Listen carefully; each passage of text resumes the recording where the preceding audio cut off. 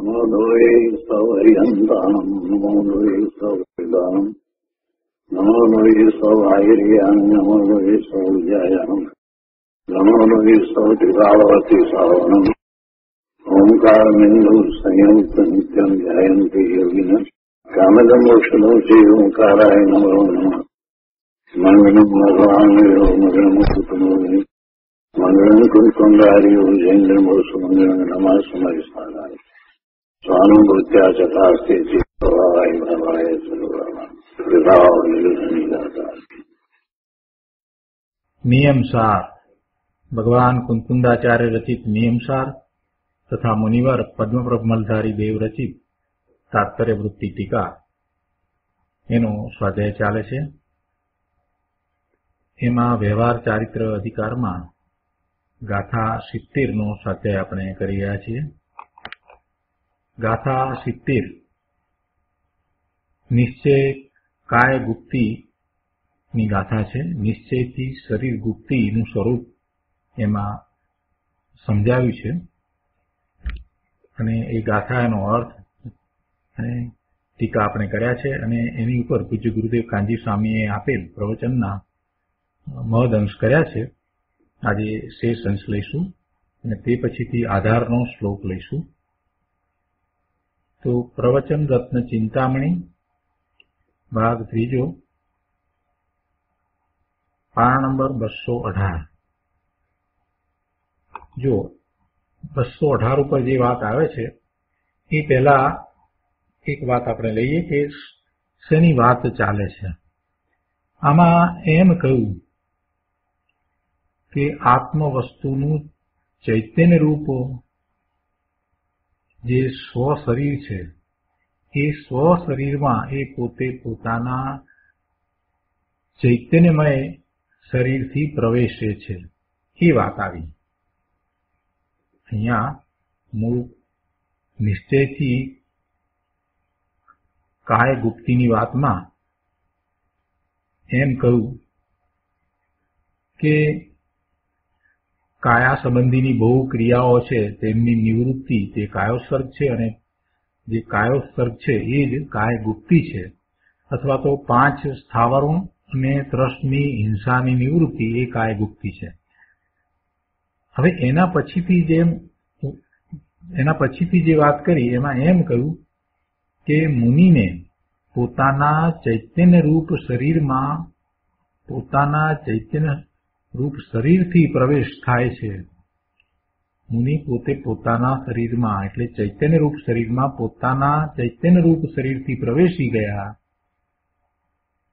અને તેમની અકંપ દશા જ નિશ્ચય કાય ગુપ્તિ છે. તો એ પોતાનું ચૈતન્ય સ્વરૂપ અને પોતાનું જે ત્રિકાળ શુદ્ધ સ્વરૂપ, તો ચૈતન્ય સ્વરૂપ ભગવાન આત્મા પોતે છે અને એની અંદર પોતે પોતાના ચૈતન્ય ભાવે અંદર પ્રવેશે છે એ વાત કરી. પોતે પોતાના ચૈતન્ય ભાવે અંદર પ્રવેશે છે એટલે અહીંયા એમ કહ્યું કે આત્મ વસ્તુનું ચૈતન્ય રૂપ એ સ્વ શરીર છે. તો જ્ઞાન આનંદ વગેરે સ્વભાવરૂપ અનાદિનું ચૈતન્યમય નિજ શરીર છે એટલે કે સ્વરૂપ છે. તેમાં નિજ શરીરથી એટલે કે નિજ સ્વરૂપથી પ્રવેશ કરવો એનું નામ કાયોત્સર્ગ છે. આ વાત આવી. હવે એ વાત પછીથી અહીંયા આ 218 પાના ઉપર વાત કરે છે કે જો અંદર પાઠમાં છે ને કે સ્વકિયમ વપુ સ્વસ્ય વપુષા વિવેશ સ્વકિયમ વપુઃ. ટીકાની અંદર આ સંસ્કૃત ટીકામાં છે તો કહે છે કે પોતાનું શરીર આનંદ અને જ્ઞાનનું ધામ એવો આત્મા જ પોતાનું શરીર છે. જળ શરીરની વાત નથી. પોતે ભગવાન આત્મા જે ચેતન સ્વરૂપ છે એ સ્વરૂપની વાત છે, એ શરીરની વાત છે. જો શરીર તો 5 પ્રકારના છે. ઔદારિક શરીર ને વિક્રિય શરીર, તેજસ શરીર, કાર્મણ્ય શરીર, બરાબર છે. તો એ બધા શરીરમાં અહીંયા તો આ જળ શરીરની વાત નથી લીધી કે કાર્મણ શરીરની વાત પણ નથી લીધી, તેજસ શરીરની વાત પણ લીધી, તો શેની વાત લીધી છે? તો કે પોતે ભગવાન આત્મા જ્ઞાન સ્વરૂપ છે, પોતાનું ત્રિકાળ શુદ્ધ સ્વરૂપ છે, એને શરીર કહ્યું છે. કેમ કે અહીંયા ગાથા એવી છે ને કે જેમાં કાય ગુપ્તિની વાત કરવી છે, શરીરની ગુપ્તિની વાત કરવી છે, એટલે એને શરીર કહ્યું છે. ખરેખર તો પોતાનો આત્મા એમ જ કહેવું છે. એટલે કે છે કે આનંદ અને જ્ઞાનનું ધામ એવો આત્મા જ પોતાનું શરીર છે. આત્માને આ જળ શરીર નથી. જળ શરીર છે તો પૂતગલનું છે. તેવી રીતે પુણ્ય પાપના વિકલ્પરૂપ ભાવ ઉઠે એ પણ વિકાર છે, અને એવા ભાવ ઉઠે છે એમાં નિમિત્ત કારણ તો પેલું કર્મને શરીર છે. કર્મના ઉદય એવા આવે છે તો એના નિમિત્તે એને એવા શુભ અને અશુભ ભાવ, જેને કારણે પુણ્ય અને પાપનો બંધ પડે એવા વિકલ્પો ઉઠે છે, તો એ વિકાર છે. અને એ પણ અચેતન છે. એટલે એ કઈ પોતાની ચીજ નથી. એટલે પોતાનું એ શરીર નથી, પોતાનું એ શરીર નથી. એ કઈ ચૈતન્યની જાતનું નથી. પુણ્ય પાપના વિકલ્પરૂપ ભાવ ઉઠે એ ચૈતન્યની જાતના નથી. તો એ શરીર અને એ વિકાર, પુણ્ય પાપના જે ભાવ, એ બંનેથી રહિત ચૈતન્ય જ્યોતિ સ્વરૂપ ભગવાન આત્મા એક વસ્તુ છે, પદાર્થ છે, તત્વ છે, સત્વ છે. અને આવું જે નિજ સ્વકીય શરીર છે તેમાં અર્થાંત પોતાના જ્ઞાન સ્વરૂપ આત્મામાં, પોતે જ્ઞાન આનંદનો સાગર છે એવા ભગવાન આત્મામાં જે સ્વકીય શરીર છે એમાં સ્વસ્ય અપુષા એટલે પોતાના શરીરથી વિવેશ એટલે પ્રવેશવું તે કાયોત્સર્ગ છે. એવા શરીરમાં પોતે પ્રવેશે છે. હવે પ્રવેશનાર પણ પોતે છે. પોતાના જ્ઞાન સ્વરૂપની અંદર પોતે જ્ઞાન સ્વભાવી છે તો જ્ઞાન દ્વારા પ્રવેશે છે. ગુરુદેવ કહે છે કે મુનિરાજે બહુ સુંદર ટીકા કરી છે,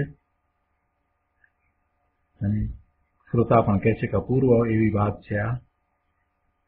આગળ ગુરુદેવ કહે છે કે હા, વાત તો એવી છે, અપૂર્વ છે. આ તો વિતરાગની વાત છે, અને આ વાત ત્રણ કાળમાં બીજે ક્યાંય છે નહીં. સર્વજ્ઞ પરમેશ્વર તીર્થંકર સિવાય બીજે ક્યાંય આવું વસ્તુ સ્વરૂપ હોઈ શકે નહીં. એટલે કે બીજે ક્યાંય આ વાત છે જ નહીં.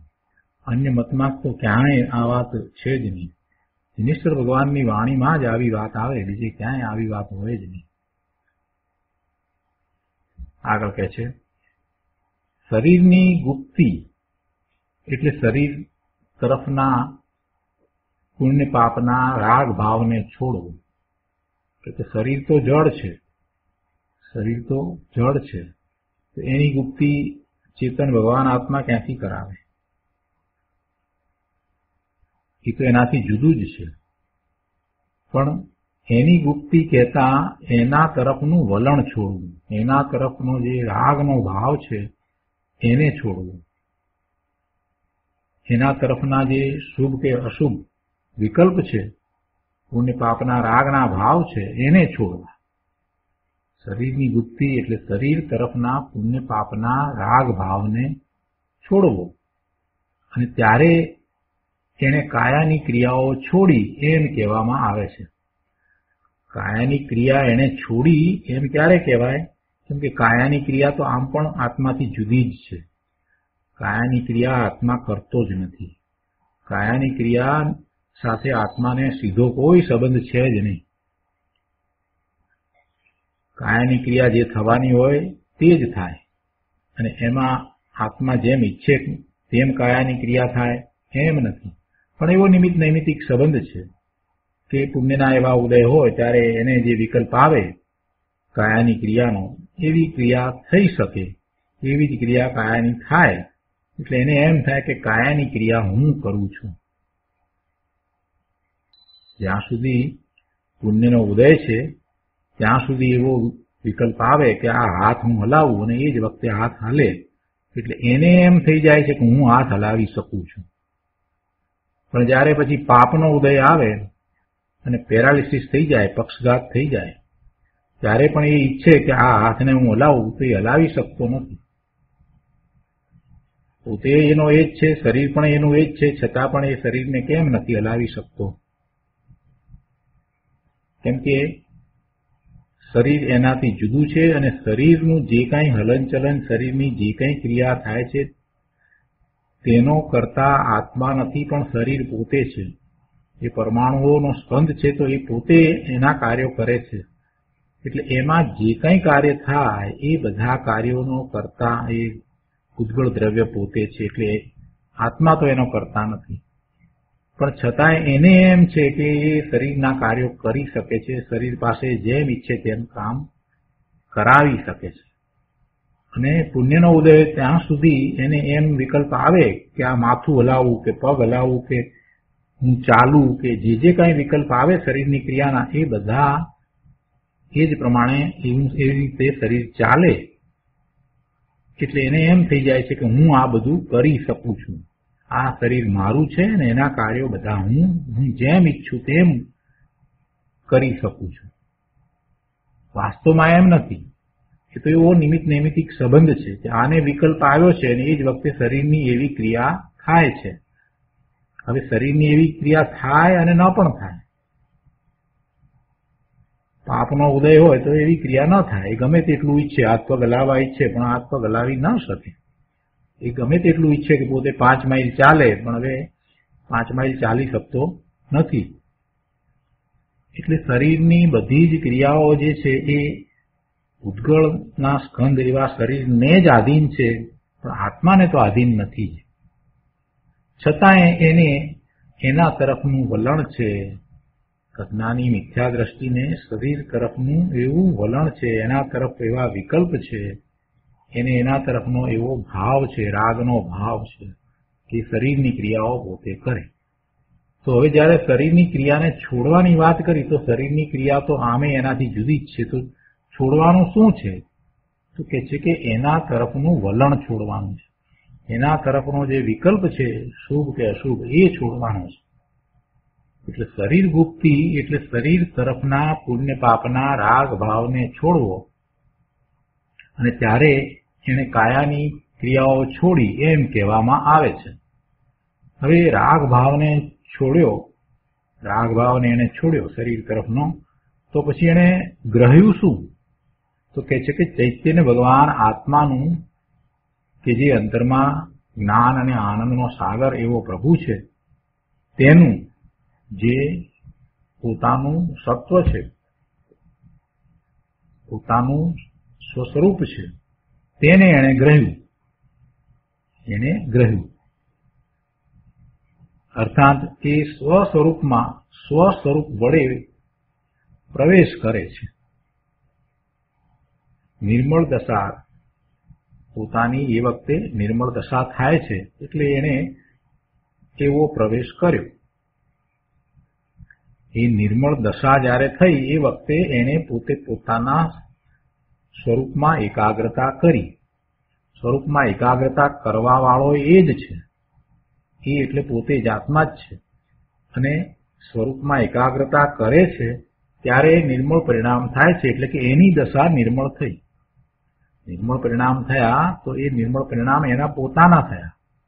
એટલે બીજી રીતે કહીએ તો એ નિર્મળ દશા દ્વારા અંદર એકાકાર થયો. બીજી રીતે એમ કહેવાય કે એવી એ નિર્મળ દશા દ્વારા અંદરમાં પોતે એકાકાર થયો. એકાકાર થયો એટલે પોતે પોતાના સ્વરૂપથી હવે જુદો ન રહ્યો, એ સ્વરૂપ રૂપે પોતે થયો. એવી દશા થઈ. ત્રિકાળ શુદ્ધ જ્ઞાન સ્વરૂપ ભગવાન આત્મા છે. અનંત ગુણનું પિંડ એવું પોતાનું ત્રિકાળ શુદ્ધ દ્રવ્ય છે. તો એ દ્રવ્યનું લક્ષ્ય કરતા, ત્યાં જ એકાગ્રતા કરતા જે દશા થઈ એ દશા એની પોતાની છે. પૂર્વે એની દશા પરનું જ્ઞાન કરવા વાળી દશા હતી, પરનું લક્ષ્ય કરવા વાળી દશા હતી, શુભાશુભ ભાવ એ થવાવાળી દશા હતી, એના સ્થાને હવે એને પોતાના વર્તમાન જ્ઞાન દર્શનના ઉપયોગને સ્વ તરફ વાળ્યો અને ત્યાં જ એકાગ્રતા કરી. તો હવે એની દશા જે થઈ તે નિર્મળ દશા થઈ. એટલે એમ કહેવાય કે એવી નિર્મળ દશા દ્વારા એ અંદર પોતે એકાકાર થયો, પોતાના સ્વરૂપ સાથે એકાકાર થયો. આનો અર્થ એ થયો કે પુણ્યના વિકલ્પથી પણ અંતરમાં એકાકાર થવાતું નથી. પુણ્યના વિકલ્પ શુભ ભાવ છે, એનાથી અંદરમાં એકાકાર થવાતું નથી, પરંતુ એવા વિકલ્પને છોડીને અંદરમાં એકાકાર થવાય છે. એટલે પુણ્યનો વિકલ્પ એટલે શુભ ભાવ છે એ દ્વારા સ્વરૂપમાં જવાતું નથી, પણ એને છોડીને અંદર જવાય છે. કેમ કે વિકલ્પથી નિવૃત્ત થાય ત્યારે તો અહીં અંદરમાં પ્રવેશ થાય, એમ અહીંયા સ્પષ્ટ કહેવું છે. ગુરુદેવ કહે છે કે પહેલા આવી સાચી સમજણ તો એને કરવી પડશે ને. પહેલા સમજણ તો કરે કે સત્ય શું છે, સિદ્ધેશ્વર ભગવાનનો માર્ગ શું છે, વિતરાગ પરમેશ્વર શું કહેવા માંગે છે, એની ખબર ન મળે અને એમને એમ અજ્ઞાનમાં જિંદગી ચાલી જાય. ક્ષણે ક્ષણે આ શરીર મૃત્યુની નજીક જતું જાય છે. ગુરુદેવ કહે છે કે ક્ષણે ક્ષણે આ શરીર મૃત્યુની નજીક જતું જાય છે. તેમજ આ જીવ પણ જે મુદત લઈને આવ્યો છે, જેટલા આયુષ્યની સ્થિતિ છે એટલી સ્થિતિમાં કાંઈ વધારો થવાનો નથી, એટલી સ્થિતિ રહેવાની છે. તો જે મુદત લઈને આવ્યો છે તો તે મુદત પૂરી થવાની નજીક જઈ રહ્યો છે. આ જીવ પણ જે મુદત લઈને આવ્યો છે તેના છૂટવાની નજીક જતો જાય છે. આ શરીરથી હવે છૂટવાનો સમય એને નજીક આવતો જાય છે. આ ચૈતન્ય આત્મા જીવતી જ્યોત છે, જ્ઞાન જ્યોત છે. જ્ઞાન, શાંતિ, આનંદ, સ્વચ્છતા, પ્રભુતા વગેરેથી ભરેલો પ્રભુ આત્મા જીવતી જ્યોત છે. એટલે કે સદાય એ જ્ઞાન સ્વરૂપ જ છે. કોઈ સમય એવો નથી કે જ્યારે એ જ્ઞાન ન કરતો હોય. આત્મા જ્ઞાન ન કરતો હોય એવો કોઈ સમય હોતો જ નથી. આવું એનું સ્વરૂપ છે. તો એવા એક જ્ઞાન દ્વારા પોતે પોતાના સ્વરૂપને પામે છે, એમાં એકાગ્રતા કરે છે, લીનતા કરે છે. આવું જે એનું સ્વસ્વરૂપ છે, સ્વસ્વરૂપ કહો કે સ્વશરીર કહો. શરીર એટલે પેલું જડ નહીં, આ ચેતન પોતાનું સ્વરૂપ છે તે, એને અહીંયા સ્વશરીર કહ્યું. એ એક જ છે. તો સ્વસ્વરૂપને રાગથી પાછા હટીને રાગ વિનાની નિર્મળ પર્યાય દ્વારા પકડવું. પોતાના સ્વરૂપને, પોતાના શુદ્ધ સ્વરૂપને રાગથી પાછા ખસીને, રાગને વિકલ્પથી પાછા હટીને રાગ વિનાની નિર્મળ પર્યાય દ્વારા પકડવું. રાગ વિનાની નિર્મળ પર્યાય તો સ્વરૂપના લક્ષ્ય જ થાય. એટલે એવી પર્યાય દ્વારા પકડવો એટલે કે એવી પર્યાય દ્વારા પોતે સ્વભાવે થઈ જવું. એટલે કે નિર્મળ આનંદ પ્રભુ આત્મામાં નિર્મળ દશા દ્વારા પ્રવેશ કરવો, અને એનું નામ શરીર ગુપ્તિ છે. એ જ કાયોત્સર્ગ છે. આ વાત કરી એટલે અહીંયા કોઈએ પ્રશ્ન કર્યો કે કાયાની ક્રિયાથી નિવૃત્તિ કરવી કે ન કરવી. ત્યારે એમ કહ્યું ને કે કાયાની ક્રિયાથી નિવૃત્તિનો અર્થ એ થાય કે એ તરફનું વલણ છોડવું, એ તરફના વિકલ્પ છોડવા. એમ જયારે સમજાયું તો કોઈએ એ વાતને પકડી અને આવો પ્રશ્ન કર્યો. તો પછી કે કાયાની ક્રિયાથી નિવૃત્તિ કરવી કે ન કરવી. એટલે એમ કે કાયાની ક્રિયા તો થાય ને એને હજી સ્પષ્ટ નથી થયું, એટલે આવો પ્રશ્ન થયો. ગુરુદેવ એનું સમાધાન આપ્યું છે કે કાયાની ક્રિયાથી નિવૃત્તિનો અર્થ એ છે કે એના તરફનું લક્ષ છોડવું. કાયાની ક્રિયાથી નિવૃત્તિનો અર્થ એ છે કે એના તરફનું લક્ષ્ય છોડવું, અને ત્યારે કાયાથી નિવૃત્તિ થઈ એમ કહેવામાં આવે છે. તે સિવાય બીજું શું કરવું હતું? કેમ કે આત્મામાં કાયાની નિવૃત્તિ, કાયાનો અભાવ છે જ. કાયા આત્મામાં છે જ નહીં. કાયા અને આત્મા બંને જુદા છે. એટલે જે વસ્તુ પોતાની અંદર છે જ નહીં, પોતાથી જુદી છે, પોતાથી છૂટી જ છે, તો પછી એમાં છોડવાનું શું છે? તો કે એના તરફનું લક્ષ્ય છોડવું. એટલે એ સિવાય બીજું શું કરવાનું હતું? કેમ કે કાયા આત્મામાં નથી. આત્માના પ્રદેશો જુદા છે અને કાયાના પ્રદેશો જુદા છે. એટલે આત્મામાં તો કાયાનો તો અભાવ જ છે.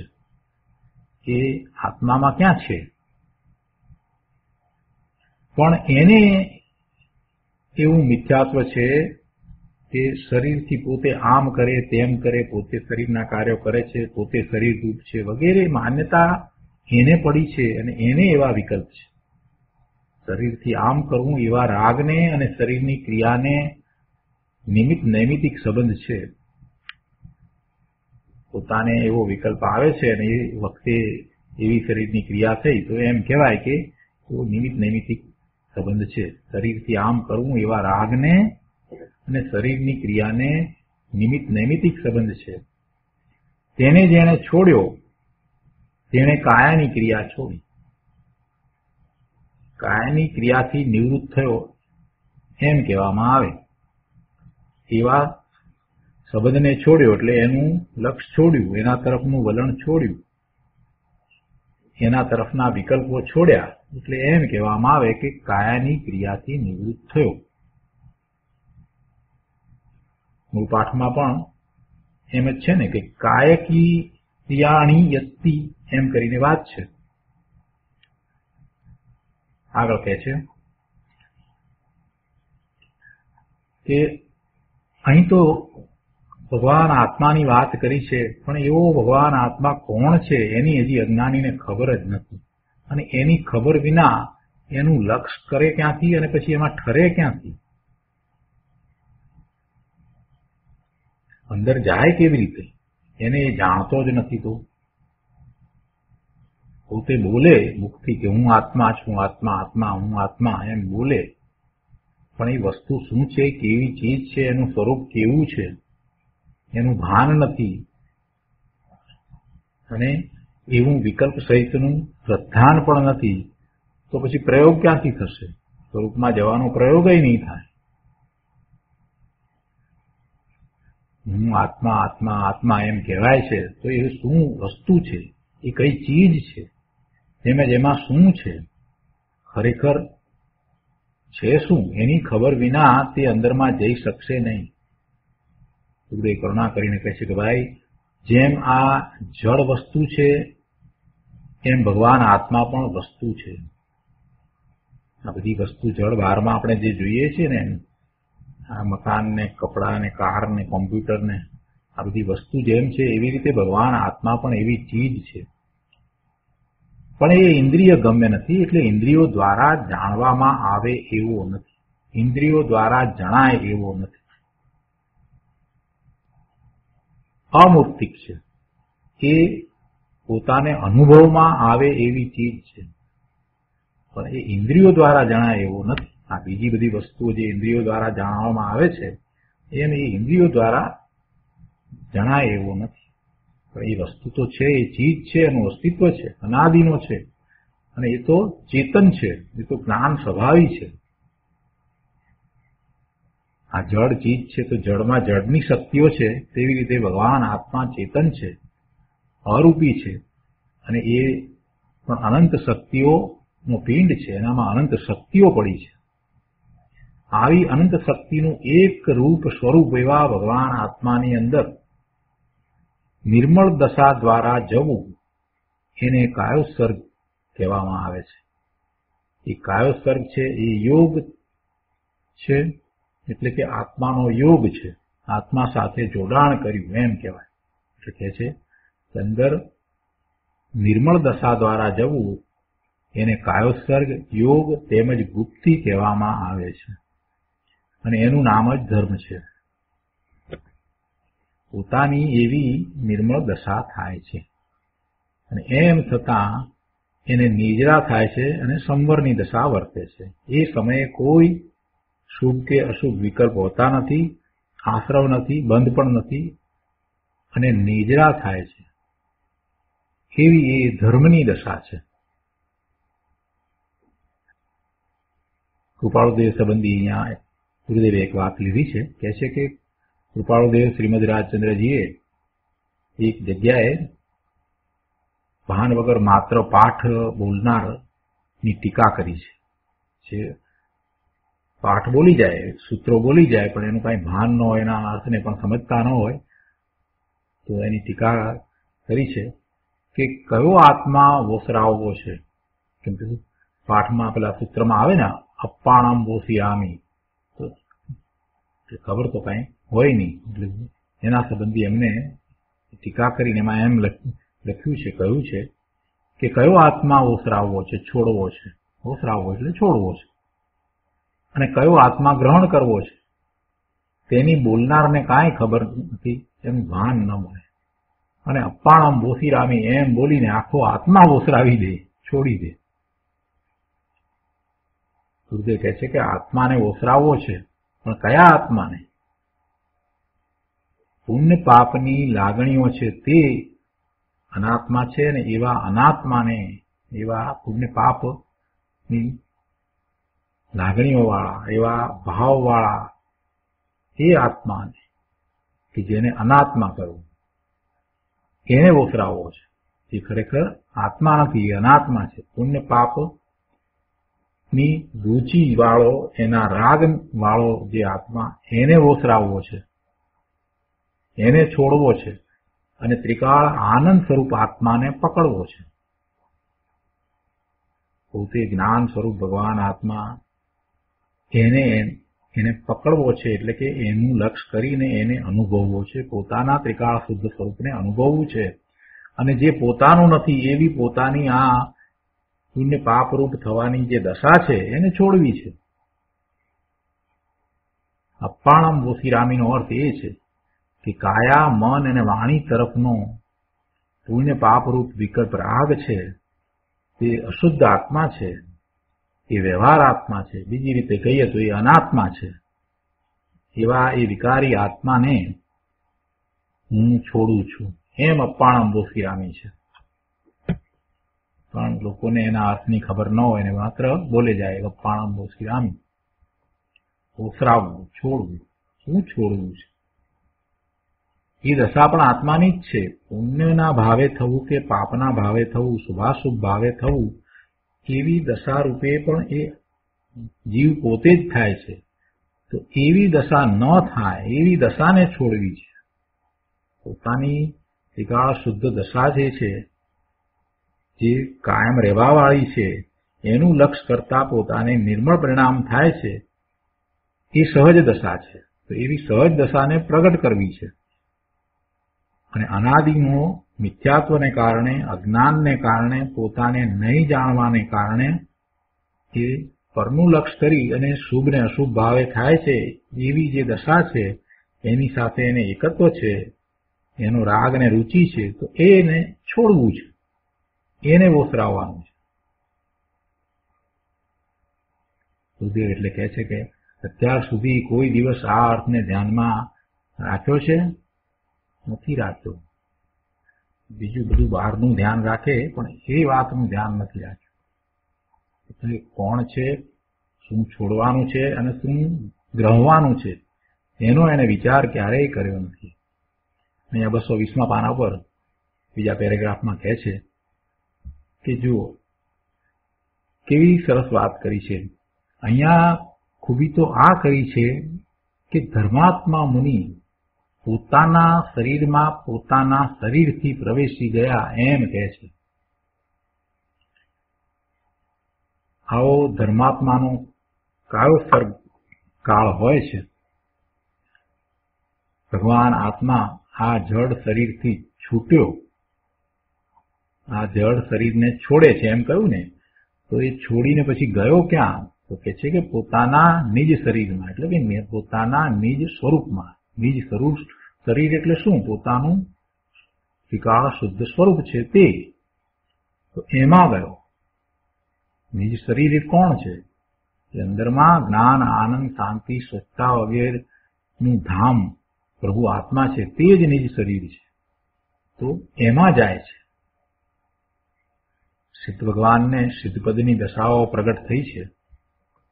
એ દશાઓ આવી તો ક્યાંથી આવી? સિદ્ધ ભગવાનને નિર્મળ દશા વર્તે છે, સિદ્ધપદની દશા પ્રગટ થઈ છે, અનંત ચતુષ્ટય પ્રગટ થયા છે, અનંત જ્ઞાન, અનંત દર્શન, અનંત સુખ, અનંત વીર્ય, એવા અનંત ચતુષ્ટય એમને પ્રગટ થયા છે. એવી દશા પ્રગટ થઈ છે. તો એવી દશા એક પછી એક થયા જ કરે છે, થયા જ કરે છે. તો એ આવી ક્યાંથી? કે છે એ બધી દશાઓ આત્મામાં ભરી છે, તેમાંથી આવી છે. એ કંઈ બહારથી આવતું નથી. સિદ્ધ ભગવાનને અને હરિયન ભગવાનને કેવળ જ્ઞાન, કેવળ દર્શન, અનંત આનંદ, અનંત વીર્ય વગેરે પ્રગટ્યા છે. તે ક્યાંથી આવ્યા? એ કંઈ બહારથી આવે છે? કે પછી આ જળ શરીર છે એમાંથી આવે છે, વાણીમાંથી આવે છે, કે પછી આ મન અને એના વિકલ્પો એમાંથી આવે છે? એમાંથી નથી. એ પોતાના ત્રિકાળી ધ્રુવ સ્વરૂપમાંથી આવે છે. અનંત ગુણ છે તો અનંત ગુણનું એવું ભવન છે, અને અનંત ગુણોનું ભવન એટલે અનંત ગુણોનું એવું પરિણમન. એવું અનંત ગુણોનું પરિણમન છે, અને એ સતત થાય જ છે. કારણ શુદ્ધ પર્યાય. કારણ શુદ્ધ પર્યાય જે છે એ ત્રિકાળ છે, એ દ્રવ્યાર્થિક ન્યાયનો વિષય છે, એ અનાદિ અનંત છે, અનંત ગુણ છે. તો અનંત ગુણનું એવું ભવન છે, અને એનો અનુભવ થાય છે. સ્વરૂપનું લક્ષ્ય કરતા એનો અનુભવ થાય છે. એવા આનંદ, સુખ, શાંતિની પ્રાપ્તિ કરવી હોય તો એવા ગુણોનું લક્ષ્ય કરવામાં આવે તો એ અનુભવમાં આવે. એટલે કે એ અનંત ગુણોનો પિંડ એવા ગુણી, એવા આત્માનું લક્ષ્ય કરવામાં આવે તો એ બધા ગુણોના પરિણમનનો અનુભવ થાય. કેમ કે એવું પરિણમન તો અંદર ચાલુ જ છે. કારણ શુદ્ધ પર્યાય એ તો અંદરમાં ચાલુ જ છે, જે એક સમયની નથી. જે ત્રિકાળ છે એ તો અંદરમાં છે જ, તો એનો અનુભવ થાય છે. અહીંયા એ વાત કરી છે કે એક સમયની પર્યાયમાંથી પણ એ કંઈ આવે છે. એક સમયની જે વર્તમાન નિર્મળ પર્યાય થઈ એમાંથી આ કંઈ હરિયંત ભગવાનને કે સિદ્ધ ભગવાનને એવા અનંત જ્ઞાન, દર્શન, અનંત વીર્ય અને અનંત સુખની પર્યાયો આવે છે? ના, એમાંથી નથી આવતી, પરંતુ પોતાના ત્રિકાળી ધ્રુવ સ્વરૂપમાંથી આવે છે. એક સમયની પર્યાયમાંથી પણ શું તે આવે છે? ના, કે પર્યાય એક સમયની છે, અને સિદ્ધપદની દશાઓ તો ધ્રુવ ચૈતન્ય ભગવાન આત્મામાંથી, કે જે એવી અનંત નિર્મળ પર્યાયોનો પિંડ વસ્તુ છે તેમાંથી આવે છે. તો આવા પર્યાયવાન આત્માની અંદર નિર્મળ પર્યાય દ્વારા પહોંચી જવું તેને અહીંયા કાયોત્સર્ગ કહે છે. નિર્મળ પર્યાય દ્વારા પહોંચવું એટલે કે એનું લક્ષ્ય કરતા નિર્મળ પર્યાય થઈ, એટલે એમ કહેવાય કે નિર્મળ પર્યાય દ્વારા એ પોતાના સ્વરૂપને પામે છે, પ્રગટ કરે છે, પોતાના સ્વરૂપ સુધી પહોંચે છે. અને એને જ કાયોત્સર્ગ કહ્યો, અને એને જ કાયાની ગુપ્તિ કહી. નિશ્ચયથી કાયાની ગુપ્તિ કહી. ગુરુદેવ અહીંયા કહે છે કે અહીં તો જન્મ, જરા, મરણના અંત લાવવાની વાતો છે. અનાદિથી તું જન્મ મરણ કરી રહ્યો છો અને દુઃખી છો. અનાદિથી તું દુઃખી છો. દેવગતિ થઈ હોય તો પણ દુઃખી છો, અને અહીંયા મોટો રાજા થયો હોય, મોટો શેઠ થયો હોય તો પણ દુઃખી જ છો. કેમ કે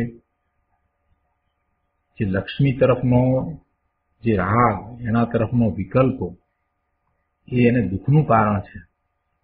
પર તરફનું લક્ષ્ય છે ને, એટલે પર તરફનું વલણ છે એ આત્મપ્રદેશોનું કંપન કરનારું છે.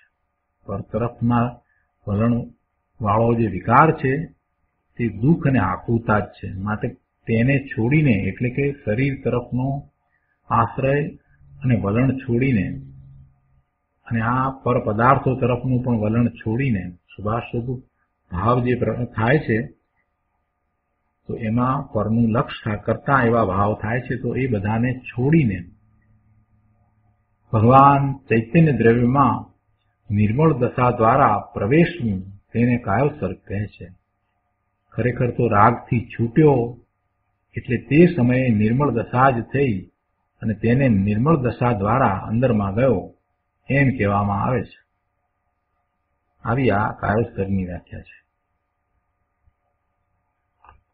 બાકી તો સામાયિક વખતે અને પ્રતિક્રમણ વખતે એ પાઠ બોલે છે, 2 મિનિટમાં પૂરું કરે છે અને એમ માને છે કે કાયોત્સર્ગ કર્યો, પણ એ કાંઈ કાયોત્સર્ગ નથી.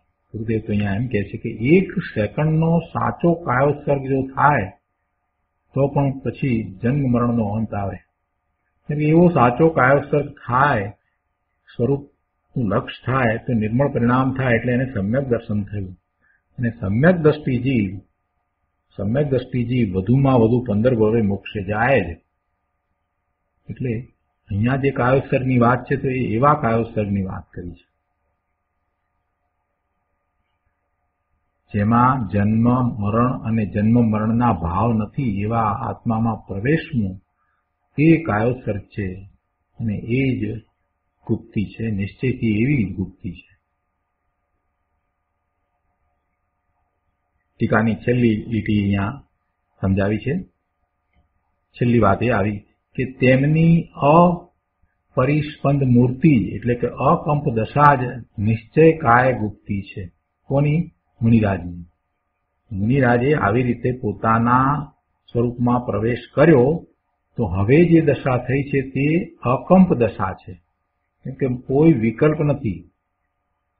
નથી, ઉપયોગ શુદ્ધ છે. તો એ વખતની જે દશા છે એ વખતે મુનિરાજને અકંપ દશા છે.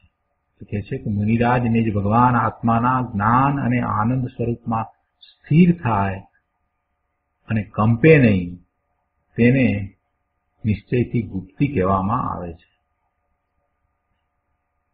અપરિસ્પંદ મૂર્તિ એટલે કે પુણ્ય પાપ રૂપ કંપન દશા જ્યાં નથી એવી દશા એ અપરિસ્પંદ મૂર્તિ, અને તે જ નિશ્ચય કાય ગુપ્તિ છે. એવી દશા થાય એ જ નિશ્ચયથી કાય ગુપ્તિ છે.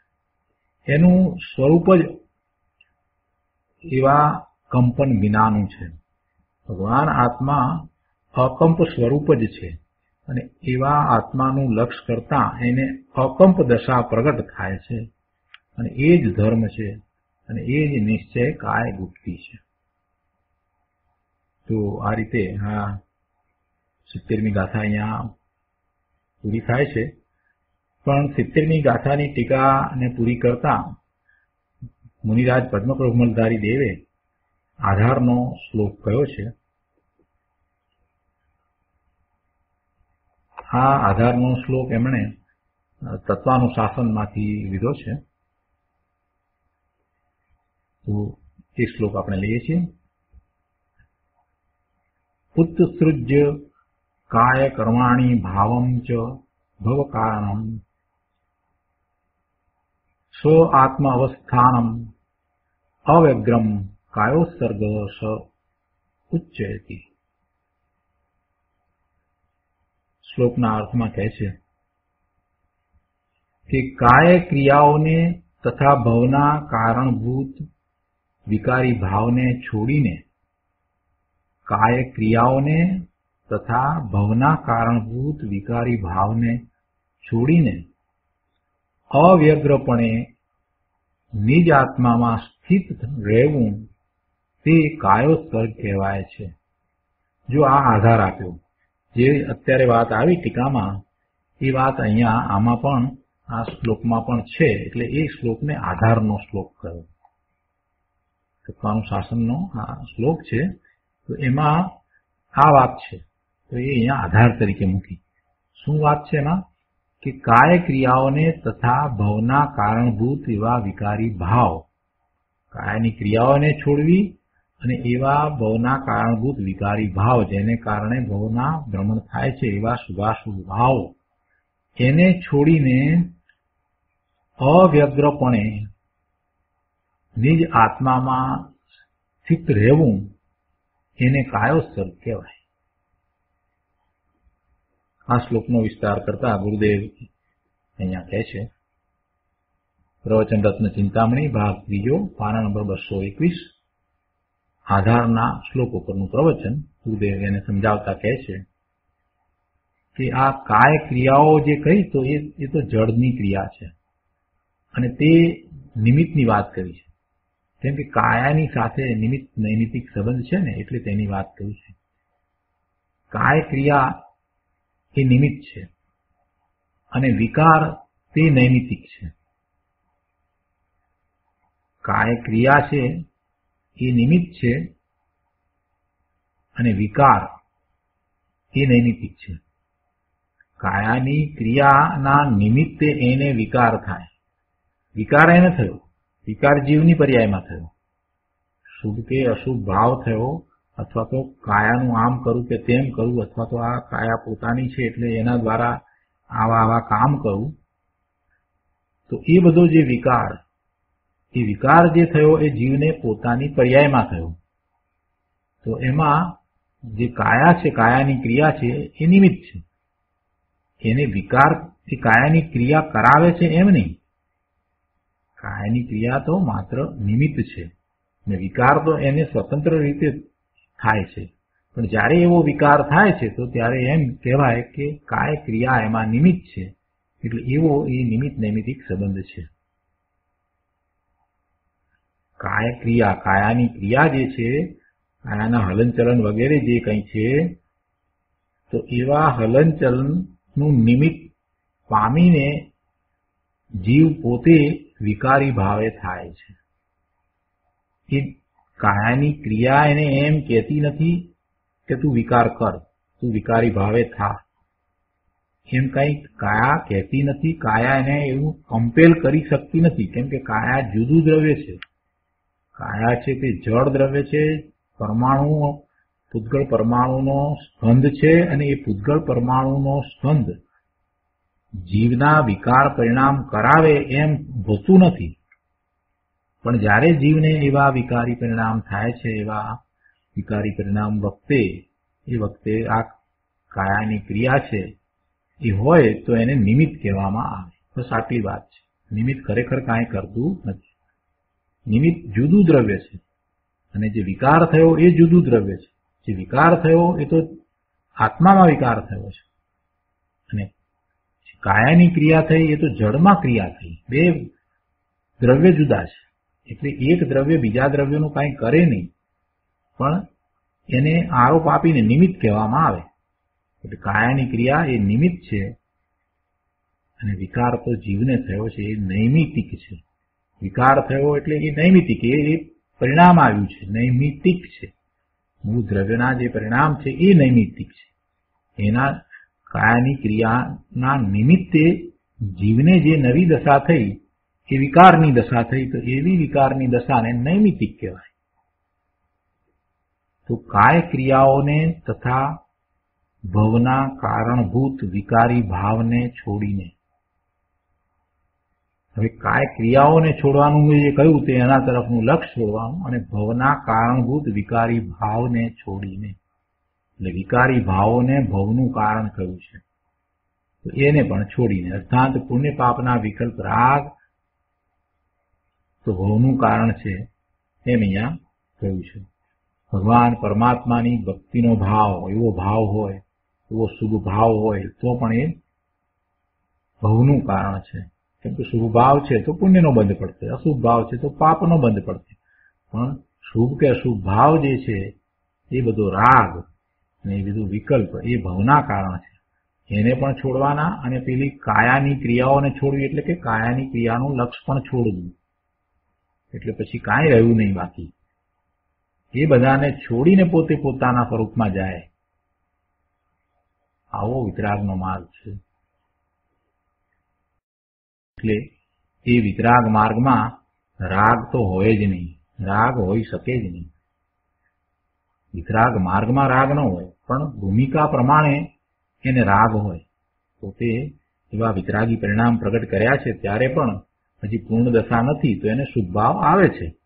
પણ એ શુભભાવ આવે છે એ વિતરાગી દશા નથી, એ વિતરાગનો માર્ગ નથી, પણ પોતાની ભૂમિકા પ્રમાણે એવા શુભભાવ હોય છે. ચોથે ગુણસ્થાને છે તો એ રીતે એવા શુભભાવ હોય છે, કોઈ વાર અશુભભાવ પણ હોય છે. પાંચમા ગુણસ્થાનમાં એથી વિશેષ શુભભાવ હોય છે. સાતમે છઠ્ઠે ઝૂલતા મુનિરાજને અશુભભાવ નથી હોતા, શુભભાવ હોય છે. એટલે જ્યાં સુધી પૂર્ણ દશા નથી થઈ ત્યાં સુધી એવા શુભભાવ હોય છે. એટલે એ વિતરાગના માર્ગમાં, એટલે મોક્ષ માર્ગમાં એવા ભૂમિકા પ્રમાણે જે રાગ હોય છે, તો એ રાગને માત્ર છે એટલું જાણવાનો છે, પણ એ રાગ કાંઈ એ વિતરાગી પરિણામનું સાધન નથી. મોટી ભૂલ ક્યાં થઈ રહી છે અત્યારે વર્તમાનમાં જે ઉપદેશ આપવામાં આવે છે, મોટા ભાગે આ જ ઉપદેશ અત્યારે વર્તમાનમાં ચાલે છે કે શુભભાવ એ સાધન છે, એને સાધન કહ્યું છે. એ સાધન નથી. એ શુભભાવ જે છે એ પણ બંધનું કારણ છે. અને જ્યાં સુધી પૂર્ણ દશા નથી ત્યાં સુધી એવા શુભભાવ જીવને આવે છે, પણ એ કઈ સાધન નથી. એને ઉપચાર કરી અને જો નિશ્ચય મોક્ષ માર્ગમાં છે તો એને વ્યવહાર મોક્ષ માર્ગ કહેવામાં આવે છે, પણ છતાંય એ માત્ર જાણવા લાયક છે, એ આદરણીય તો જરાય નથી. એ પોતાની ભૂમિકા અનુસાર જે શુભભાવ જે છે એ હોય છે, બસ એટલું જ ત્યાં સમજાવવું છે. દ્રવ્યાનુયોગની અંદર જે આખી વાત કરવામાં આવી છે એનો ચરણાનુયોગની વાત સાથે સમન્વય કરતા ના આવડે ને તો બધું વ્યર્થ છે. એ જ શીખવાનું છે.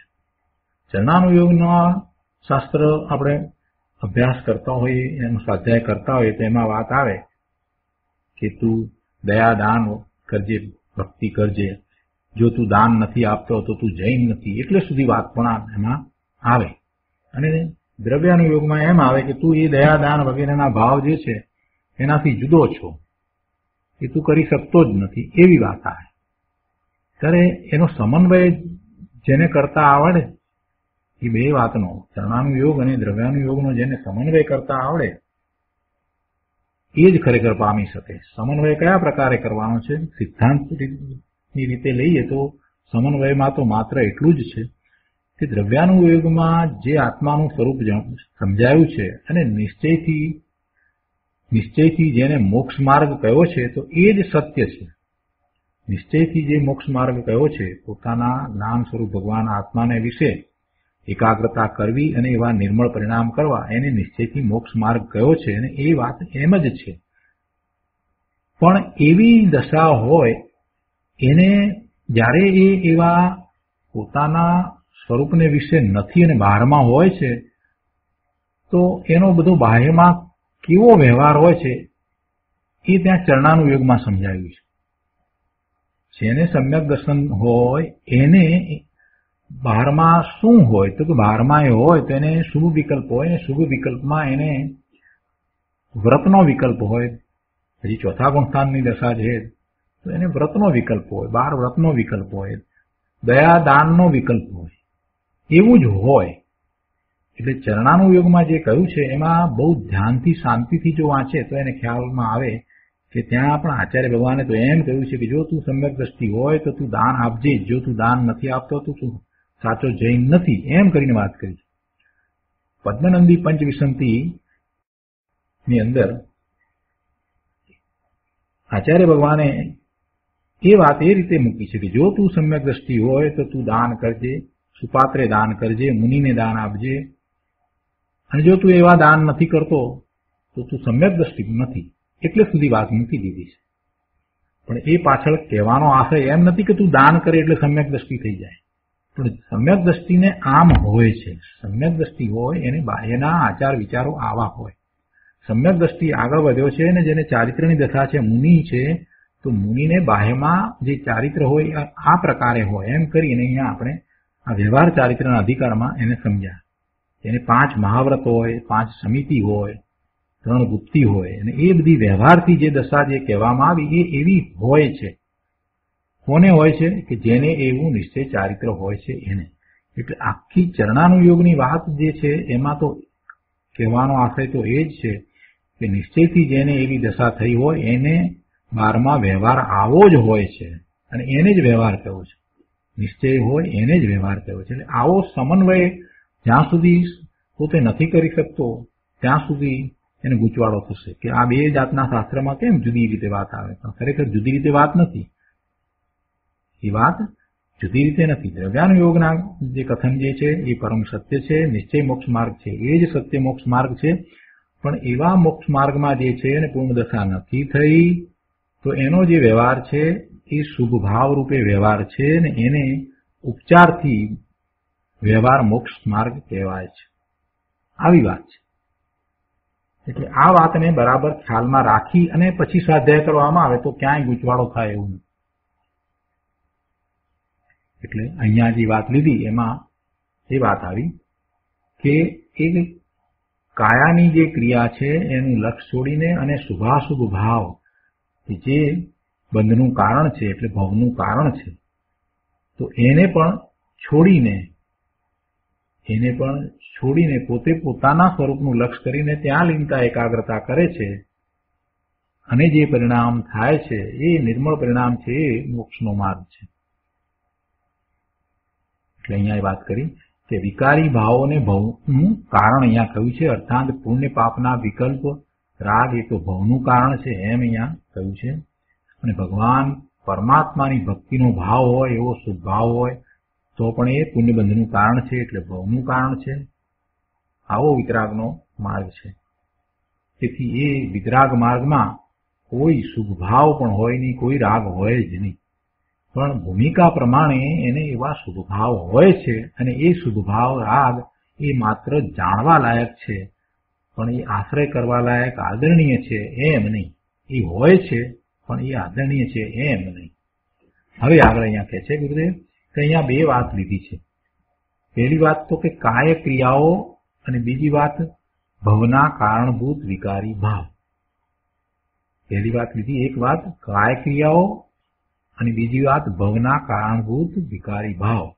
જેમાં જડરૂપ કાય ક્રિયાઓ કે જે નિમિત્ત રૂપે છે, આ જે ભવના જે કારણભૂત વિકારી ભાવ કયા એની અંદર આ જળની ક્રિયાઓ જે છે, કાયાની ક્રિયાઓ છે તો નિમિત્ત રૂપે છે અને એ કઈ ભવનું કારણ નથી. ભવનું કારણ તો એના જે વિકારી ભાવ છે, વિકારી પરિણામ છે એ ભવનું કારણ છે.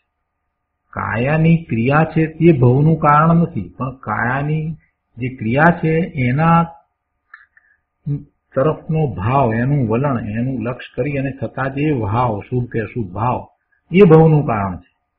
કાયાની ક્રિયાથી કાંઈ ભવ થાય છે એમ નથી. કેમ કે કાયાની ક્રિયા કાયાના કારણે થાય, પણ એ ક્રિયાઓ તરફનું એનું કેવું વલણ છે એ એને ભવનું કારણ થાય છે, એ બંધનું કારણ થાય છે. ભવનું કારણ તો પુણ્ય પાપનો વિકલ્પ શુભ અશુભ રાગ છે. તો એને છોડીને એટલે કે વિકારી ભાવને છોડીને પછી એમાં શુભ ભાવ પણ આવી ગયો. ભગવાનની ભક્તિનો જે વિકલ્પ હોય, દયાદાન વ્રત તપનો વિકલ્પ હોય, એ બધો વિકલ્પ પણ એ શુભ રાગ છે, એ પણ પુણ્યબંધનું કારણ છે. તો એને પણ છોડીને પોતે પોતાના સ્વરૂપને વિશે એકાગ્રતા કરે છે. એને છોડતો નથી ને ત્યાં જ્યાં સુધી રહ્યો છે, શુભ ભાવમાં રોકાઈ રહ્યો છે, ભક્તિના ભાવમાં રોકાઈ રહ્યો છે, પૂજાના ભાવમાં રોકાઈ રહ્યો છે, ત્યાં સુધી એ શુભ ભાવમાં જ છે અને પુણ્યનો બંધ જ કરે છે. પણ એની સંવરની દશા થતી નથી, એને નેજરા થતી નથી. શુભ ભાવ છે એ વચ્ચે આવે છે, પણ શુભ ભાવ છે તે આદરણીય નથી ને એ ધર્મ નથી, એ બંધનું જ કારણ છે. જે બંધનું કારણ હોય એ મુક્તિનું કારણ હોય નહીં. ધર્મ કોને કયો? ધર્મ કોને કયો? કે જે પોતાની પૂર્ણ મુક્ત દશા તરફ લઈ જાય તે ધર્મ છે. તો આ શુભ ભાવ છે તે બંધ તરફ લઈ જાય છે, ભવના ભ્રમણ તરફ લઈ જનારો છે, પણ મુક્તિ તરફ લઈ જનારો નથી. એટલે મુક્તિનું કારણ નથી, એટલે એને ધર્મ નથી કહ્યું. એ શુભ ભાવ છે એ પણ બંધનું કારણ છે. અને પછી શુભ ભાવ ગમે તેવો શુભ ભાવ હોય, ભગવાનની ભક્તિનો ભાવ હોય, એવી સ્તુતિનો ભાવ હોય, દાન વ્રતનો ભાવ, એ બધો ભાવ હોય તો પણ એ છે તે બંધનું જ કારણ છે, એટલે ભવનું કારણ છે. તેથી તેને છોડીને, હવે તેને છોડીને એટલે એનો અર્થ એમ નથી થતો કે અશુભ ભાવમાં જવું. લોકો આમાં જ ભૂલ કરે છે, ઊંધા અર્થ કરે છે. સમજવું ન હોય એટલે ઊંધો અર્થ કરે કે શુભ ભાવને છોડીને પછી શુભ ભાવ છોડશું તો પછી પાપ થશે. પણ તને ક્યાં એમ કહ્યું કે તું શુભ ભાવ છોડીને અશુભમાં જા? શુભ ભાવને છોડીને તું શુદ્ધ ભાવમાં જા, એમ અહીંયા તો કહેવાનો આશય છે. શુભ ભાવ છે જે બંધનું કારણ છે, એને છોડીને તારે ક્યાં જવાનું છે? તો કે શુદ્ધ ભાવમાં જવાનું છે. અશુભમાં જવાનું કોઈએ કહ્યું નથી. કોઈ જ્ઞાની પુરુષોએ એવું કહ્યું જ નથી કે શુભને છોડીને અશુભમાં જવું, એવું તો કોઈએ કહ્યું નથી. એ પોતે જાતે એમ લઈ લે છે કે શુભને તમે છોડવાની વાત કરો છો તો પછી અમે પાપમાં પડતું. તો તું શુક્ર પાપમાં પડે? શુભને છોડીને તને શુદ્ધમાં જવાનું કહીએ છીએ તો તારે અશુભમાં જવાનું કારણ શું છે? તારે અશુભમાં જવું હોય અને તું પછી એમાં ગમે તેવા અર્થ કરે શાસ્ત્રના અને અશુભમાં જાય. બાકી શાસ્ત્રમાં તો એવું ક્યાંય કહ્યું નથી કે શુભને છોડીને અશુભમાં જજે. શુભને છોડીને શુદ્ધમાં જવાની જ વાત છે. લોકોને વાતને જરાય સારી રીતે જેમ છે તેમ સમજવી નથી, એમ લેવી નથી. એટલે પછી મતિ કલ્પનાએ, પોતાની બુદ્ધિએ ગમે તેવા અર્થ કરે છે. તો કહે છે કે એને છોડીને, એવા શુભ રાગને પણ છોડીને તું શુદ્ધ ભાવમાં જજે. અને પછી અજ્ઞાની હોય એ પછી ગમે તે વાત કરે કે સમકિતિના શુભ ભાવ જે પુણ્ય ભવનું કારણ છે એ પણ ભવનું કારણ કહો છો. અરે ભાઈ, ભવનું જ કારણ છે. સમકિતિને શું, મુનિરાજને પણ શુભ ભાવ જે છે એ બંધનું જ કારણ થાય છે. આવો માર્ગ છે. આગળ અહીંયા કહે છે પાના નંબર 222 ઉપર કે કાય ક્રિયાઓ છે તેનું લક્ષ છોડી દે. કાય ક્રિયાઓ છે તેનું લક્ષ છોડી દે અને ભવના કારણરૂપ એવા વિકારી ભાવને પણ છોડી દે. આ રીતે કાય ક્રિયાનું લક્ષ અને વિકારને છોડીને અવ્યગ્રપણે નિજ આત્મામાં સ્થિત રહેવું તે કાયોત્સર્ગ કહેવાય છે. અવ્યગ્રપણે, અવ્યગ્રપણે એટલે કોઈ પણ જાતની વ્યગ્રતા નથી, આકુરતા પણ નથી. આનંદની દશા છે, અકંપ દશા છે. અવ્યગ્રપણે એટલે આનંદપણે. પુણ્ય પાપમાં અર્થાત શુભ અશુભ ભાવમાં તો વ્યગ્રતા છે, એમાં તો અસ્થિરતા છે, એમાં તો કંપન છે, દોષ છે. માટે તેને છોડીને અવ્યગ્રપણે, આનંદપણે, શાંતિપણે, અકંપપણે નિજ આત્મામાં સ્થિત રહેવું. જો પાછું એમ નથી કહ્યું કે ભગવાનના આત્મામાં સ્થિત રહેવું એટલે કે જીનેશ્વર ભગવાન, તીર્થંકર ભગવાન એમના આત્મામાં સ્થિત રહેવું એમ નથી કહ્યું. પોતાના નિજ આત્મામાં સ્થિત રહેવું એમ કહ્યું છે. કારણ કે એ ભગવાન તો પર છે, જીનેશ્વર ભગવાન જે છે એ તો પર છે, પણ પોતાનો ભગવાન આત્મા, પોતે પરમાત્મા સ્વરૂપ છે, એમાં સ્થિત રહેવું, એને ધર્મ કયો છે. નિજ આત્મામાં સ્થિત રહેવું. પોતે નિજ ભગવાન આત્મા અતિન્દ્રિય આનંદનું ધામ છે, એવા સ્વભાવનો સાગર છે. આવા નિજ આત્માની અંદર સ્થિર રહેવું તે કાયોત્સર્ગ કહેવાય છે. અને આનું નામ ધર્મ કહો કે સમ્યક દર્શન, સમ્યક જ્ઞાન, સમ્યક ચારિત્ર કહો, નિશ્ચય મોક્ષનો માર્ગ કહો કે પછી નિશ્ચયથી ગુપ્તિ કહો, બધું એક જ છે. એ જ નિશ્ચય ચારિત્ર છે. છેલ્લા પેરેગ્રાફમાં કહે છે કે નિજ ભગવાન આત્મા વસ્તુ છે, પદાર્થ છે. આત્મા પોતે જ સચ્ચિદાનંદ પ્રભુ છે. તે સત નામ શાશ્વત જ્ઞાન અને આનંદ સ્વરૂપ પ્રભુ છે.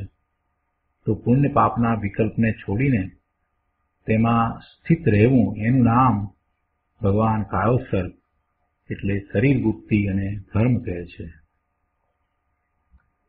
તો આ રીતે આ 70મી ગાથા અને એમાં આ આધારનો શ્લોક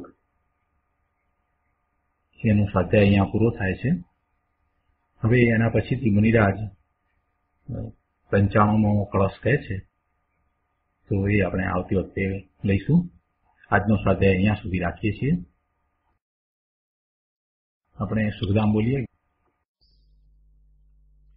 સુખધામ અનંત સુસંત ચરી